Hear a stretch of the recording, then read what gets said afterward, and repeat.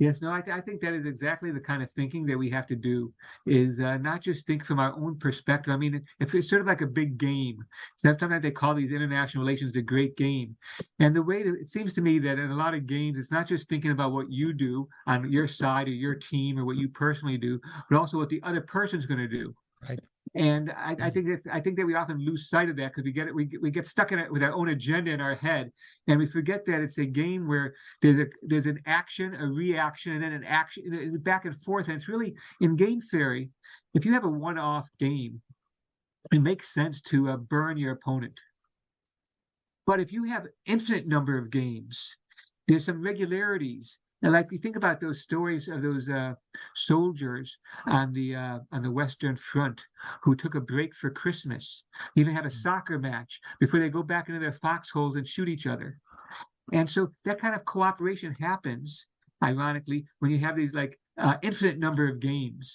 And I think that in those kind of situations, which I think international relations are, you have to really be thinking about what your adversary is going to do. And so if I was going to suggest uh, how could we, because I don't think the dollar's role of the store of value is diminishing quickly. If I was an adversary of the U.S., thinking, well, how could I make it happen quicker? And the reason why I'm really asking is because like I think like everyone is now by now assuming, okay, de-dollarization is going to happen eventually.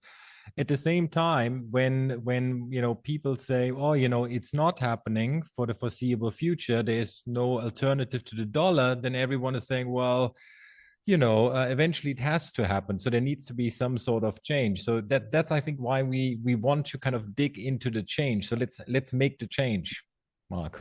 Yeah. So I think that there's two ways that change can take place. All right. And one I'd say is abdication. The U.S. says this responsibility is too great. It's not worth it anymore.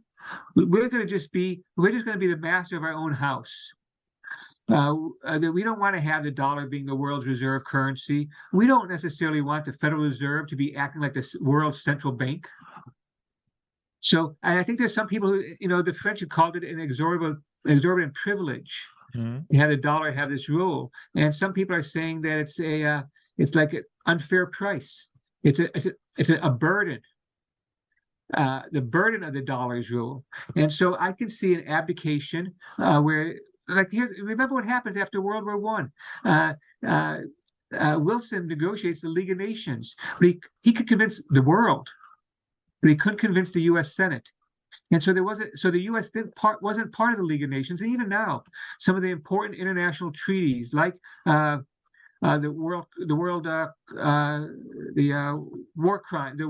Court of Justice, Mm-hmm. the Law of the Seas, and most recently, it's not a law, but most countries have disavowed the use of cluster bombs, and yet that's what the U.S. has been providing to Ukraine. And so I sort of think that the abdication comes from the U.S. saying, if the IMF and the World Bank don't do what we want, and Janet Yellen, Treasury Secretary, recently said that those multilaterals act as a guardrail against China. No longer are they these referees, but they're actually participants in the great game. And I think that by abdication, I think there's political forces in the U.S. that we could see even come to a higher surface next year in the presidential election, Mm-hmm. where I think the discussion about funding Ukraine, about the activist foreign policy that we have, comes into question again. So there's a whole thing of this abdication where the U.S. withdraws rather than the encroachment, which is the alternative. And encroachment would be some country or a group of countries try to take that away from the U.S. by how do you take over? Like, how does Pepsi compete with Coke? A product differential, theoretically, right? And so whoever wants to have an alternative to the dollar has to have. It can't just be a little bit better. You know, we all use the same keyboard, QWERTY. I'm told that there's better ergonomically designed keyboards where your fingers can move even less. But for us to learn that, this is the first mover advantage. It can't just be a little bit better. It's got to be a lot better. And I think that when we're thinking about how can what say China can do to really compete with the dollar's role as a store of value, a couple of things occur to me. One is China's currency is not freely available. We in the economic financial world would say it's not convertible. That is, the RMB is only onshore. Offshore, they trade a parallel currency. We call it the offshore RMB. We use the symbol CNH for it. Onshore RMB, CNY. And it's hard. You have to go through regulatory steps to go from one to the other. And so typically, if you're like a U.S. business that I might advise, and they might be expecting payments in they might have to make a payment in U.S. dollars, but at a fixed RMB amount, and they might hedge themselves using that CNH, that offshore RMB, rather than the onshore. And so if I was going to advise President Xi, he said to me, how can I really challenge the dollar? How can I make my RMB a true competitor? Leaving aside the Americans shooting themselves in the foot, what could I do? Say, first, make the currency convertible. Secondly, which would allow you to combine the two exchange rates, basically. These two, the offshore and the onshore just merge in effect. And you liberalize, you let people come in and out of the country like the U.S. does, or other, like, say, European countries, Japan. Very light regulation on investing inside the country, and for businesses to take their profits outside the country. Right.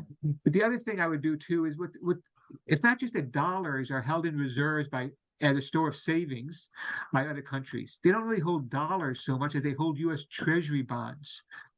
And the U.S. Treasury bond is the federal government's bond. It's the biggest, deepest bond market. And what that means then is, see what the alternatives are.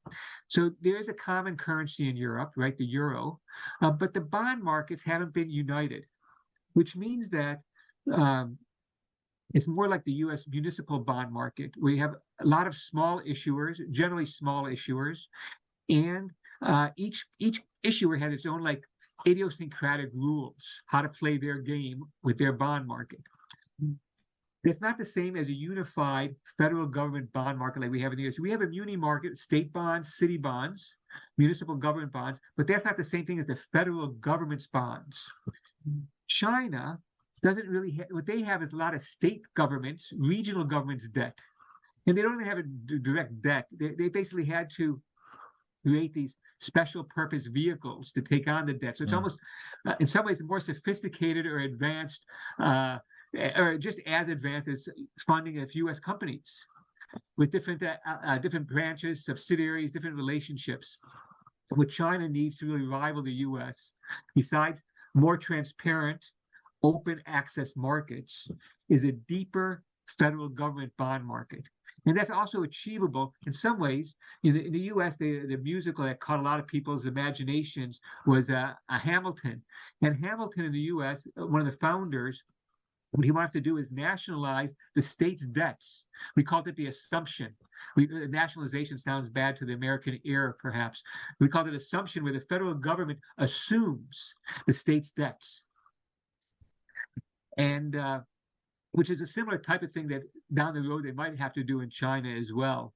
But to me, those are the two big things that if I was China, how I would really compete with the U.S. I'd say I'd open up my markets, make them more transparent, more accessible, and make a big bond market that can compete with U.S. Treasuries.